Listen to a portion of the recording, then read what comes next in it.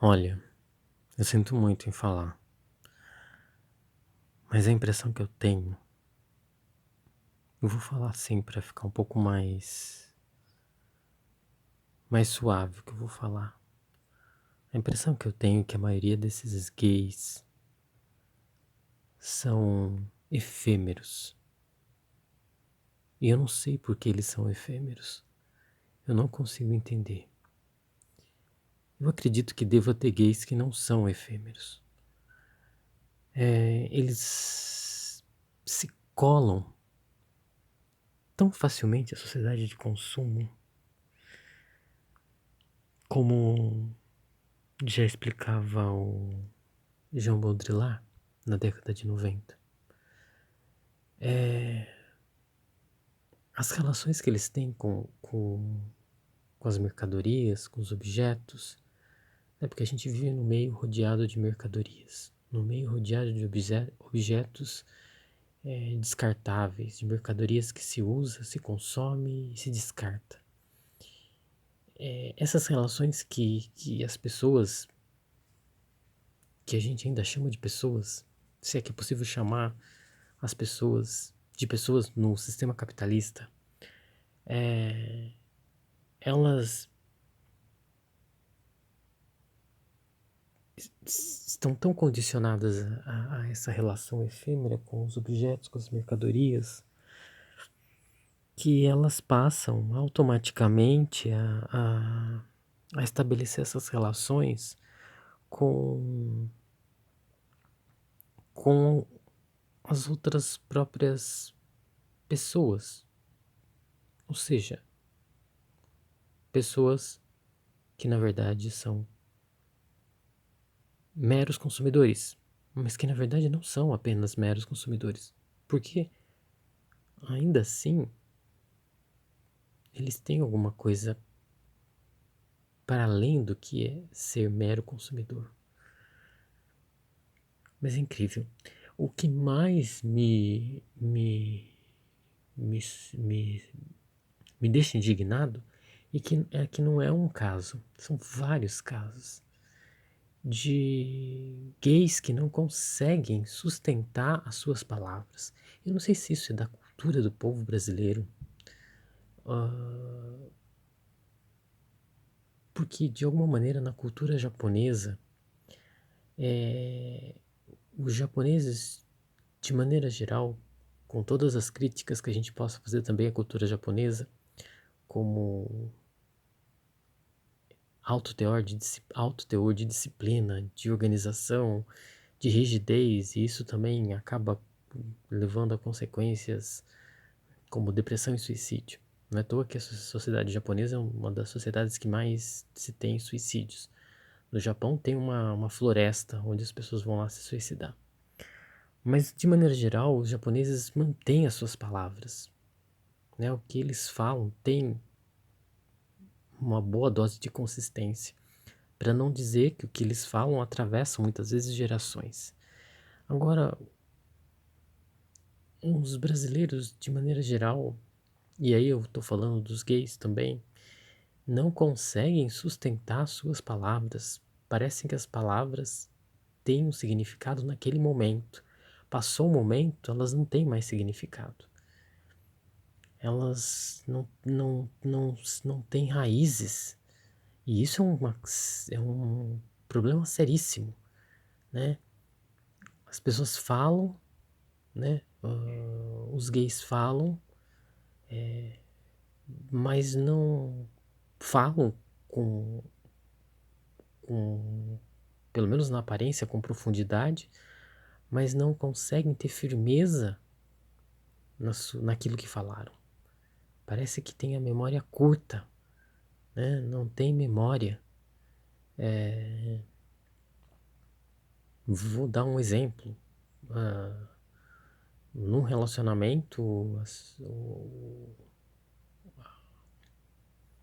a pessoa fala que te ama, começa a falar que quer namorar, que tá cansada do fast food, que tá cansada do cardápio de corpos gays, da transa pela transa, do beijo pelo beijo, de tratar o outro como mercadoria, como simplesmente ir lá, usar e fazer sexo e depois descartar e ir embora e bloquear.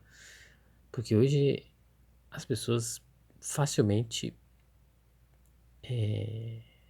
bloqueiam as outras, né? Por qualquer motivo, elas já estão se auto-bloqueando. E falam mil coisas, que estão apaixonadas, estão dispostas a namorar, que querem uma coisa mais consistente, uma coisa, um relacionamento a dois, ah, que querem construir alguma coisa juntos. E hoje se fala tudo isso muito através do objeto técnico, né? Seja no notebook, seja o celular, enfim. E aí as pessoas falam e e aí também se cria um imaginário, né? Com a voz que você emite por esses objetos técnicos, né? Eles formam um imaginário, criam uma ilusão, um imaginário a partir das suas fotografias, das suas imagens, dos seus vídeos, dos seus áudios e, enfim, e no mundo do imaginário, nesse mundo do imaginário virtual, as pessoas acabam se apaixonando, né? E quando de fato ocorre o encontro, a realidade surge. É incrível como essas palavras, todo esse imaginário se desfaz, né? Se desfaz como o próprio Bauman, sociólogo Zygmunt Bauman, fala, né? Que da modernidade líquida, que tudo é líquido, do amor líquido. É incrível como essas palavras que foram faladas, que foram gravadas, elas se dissolvem como se fossem líquidos. Na verdade, elas se evaporam, né? As palavras são facilmente levadas por qualquer vento, por qualquer brisa, né? O que foi falado nos objetos técnicos podem ser facilmente apagados, né? E, enfim, é uma coisa muito maluca isso, de, enfim, não dá mais para. O professor Milton Santos falava muito da crise da confiança, né? Nós vivemos um período da crise da confiança. Mais do que a crise econômica, a gente vive uma crise de confiança. Uma crise de consistência daquilo que se fala, da manutenção daquilo que se fala, não é? Então, às vezes eu sinto. Bom, de alguma maneira eu sou ainda de uma geração que se escrevia através de cartas e que pegou esse bonde de tudo que é virtual na metade da minha vida, vamos dizer assim, aliás, um pouco antes da metade da minha vida, né? Mas eu fico surpreso com tudo isso, sabe? Bom, de alguma maneira eu tenho que começar a aprender. E a gente tem que aprender com tudo isso, né? Eu tenho que aprender a ouvir as pessoas e não pôr muito valor naquilo que elas falam, né? A também não criar uma ilusão a partir do que elas falam e a partir do que elas sentem naquele momento, né? Naquele lugar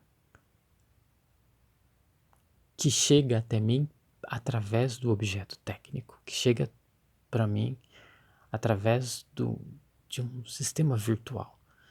Então eu tenho que não criar ilusões, não criar expectativas. Saber que o que ela está falando se resume àquele momento, àquela hora, naquele lugar do outro lado que ela esteja do objeto técnico, né? e que tudo aquilo que ela fala, por mais que seja gravado, filmado, em questão de segundos, pode não só se liquefazer, mas se evaporar instantaneamente. É uma frase muito boa que uma amiga minha falou. Ela me apontou uma escada e falou assim: tá vendo lá em cima? As pessoas falam que vão fazer. Elas desceram as escadas, elas falam, não vou fazer mais. Ou aquela frase, né? Hoje eu te amo, né? Eu te amo, eu te quero. Passou uma hora, para ser um pouco mais generoso, passou um dia, as pessoas já dizem, hoje eu não te amo mais. Hoje eu não te quero mais. As pessoas tratam as outras pessoas como se elas fossem bichinhos de pelúcia, né? Hoje eu tô super afim desse bichinho de pelúcia. Nossa, eu quero esse bichinho de pelúcia. Amanhã eu deixo ele do lado. Eu deixo ele no sofá. E eu não quero mais. E jogo fora. E é isso, né? As pessoas querem sair dos seus mundinhos, né? Por exemplo, o mundo da família, o mundo dos amigos, o mundo do reduto da casa, o mundo do reduto dos amigos que bebem, enfim, o mundo da casa para o trabalho, do trabalho para casa, o mundo da net, o mundo do Netflix, e querem estabelecer um relacionamento. Mas quando isso de fato acontece, as pessoas não têm coragem para fazer isso. Elas estão condicionadas a esse mundo da família, quando se tem a família, desse mundo Netflix, desse mundo Big Brother, desse mundo Matrix, né? O filme Matrix é muito bom, mostra muito bem o condicionamento das pessoas, a alienação, a enésima potência que a gente vive no mundo de hoje, não é? Enfim, eu vou dizer pra você, eu sinto raiva de pessoas assim que não têm consistência naquilo que falam, sabe? Que num determinado momento falam com consistência, mas passado aquele momento, no lugar de fato do real, aquela consistência não existe mais. Enfim, é uma coisa que eu tô pensando. Tem um filme, eu sei que a Margaret Thatcher é uma figura extremamente controversa e é a grande dama de ferro do neoliberalismo, mas tem uma coisa no filme que foi feito sobre ela, né, a Dama de Ferro, interpretada pela Meryl Streep, em que, em que ela já muito de idade, fazendo um tratamento com o médico pergunta para ela, acho que é o médico que pergunta para ela, o que a senhora está sentindo? E ela fala num tom extremamente ríspido. Não me pergunte o que eu estou sentindo. Me pergunte o que eu estou pensando. Porque o que eu estou pensando é mais importante do que eu estou sentindo. Até porque o sentimento, do meu ponto de vista, hoje, virou uma banalidade. Uma coisa banal, a banalidade no sentido do que é inconsistente, né? Na verdade, nem o pensamento de fato existe, porque o pensamento leva tempo, né, para se fazer. O conhecimento leva tempo para se gestar. No mundo rápido da produção e da circulação invisível do capital. Eu nem sei como fica a questão do conhecimento, né? Aliás, quem detém o conhecimento no mundo, alguns territórios que detêm, alguns lugares que têm o conhecimento e a informação, são, na verdade, os territórios que detêm o poder e o controle sobre tudo isso, né? Com certeza o Brasil está à margem, né? Completamente à margem, né? Com uma educação extremamente deficitária e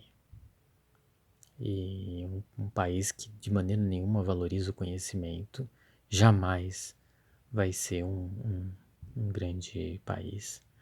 Mas enfim, é isso. Acho que a reflexão que eu tenho feito é isso, né? E que me deixa muito pensativo, preocupado, é essa volatilidade da sociedade de hoje, essa inconsistência, essas palavras que evaporam mais do que liquefazem, né? Isso é muito ruim, porque isso danifica os sentimentos da gente, né? Isso machuca os sentimentos da gente.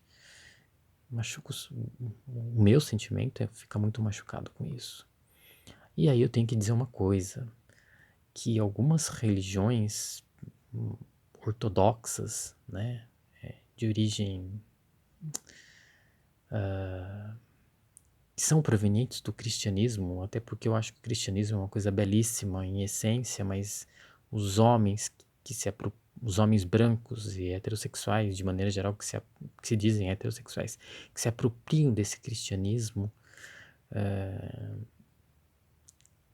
visando uma aliança com o capital, fazem danificam demais o cérebro das pessoas, principalmente o cérebro dos homossexuais. Eu acho que os homossexuais que passam por essas religiões ortodoxas altamente altamente conservadoras, que reprimem a homossexualidade, não só reprimem, mas condenam brutalmente a homossexualidade, de alguma maneira danificam o cérebro não só das pessoas, danificam o cérebro das pessoas, mas principalmente o cérebro dos homossexuais. Ou, se não, causam traumas gigantescos. E sem falar na questão do bullying, né? Que também é uma coisa desastrosa para quem é homossexual. E isso vai reverberar ao longo da vida da pessoa. Mas enfim, são coisas que eu tô pensando. Penso muito na condição homossexual, nessa sociedade de consumo, nessa sociedade capitalista, nessa sociedade de alta alienação, nessa sociedade de alta alienação tanto do ponto de vista do capitalismo quanto do vista da religião, né? Até porque tem uma aliança hoje da religião, dessa religião hegemônica, né? Que se tem, enfim, que se tem nos países. Então eu tô pensando nisso, sabe? Na condição homossexual, nesse mundo, nesse mundo também muito hoje feito pelas finanças, que é uma grande coisa invisível e que a gente não dá conta de entender, porque é de propósito que a gente não entenda tudo isso, né? Tá, acho que é isso. Obrigado.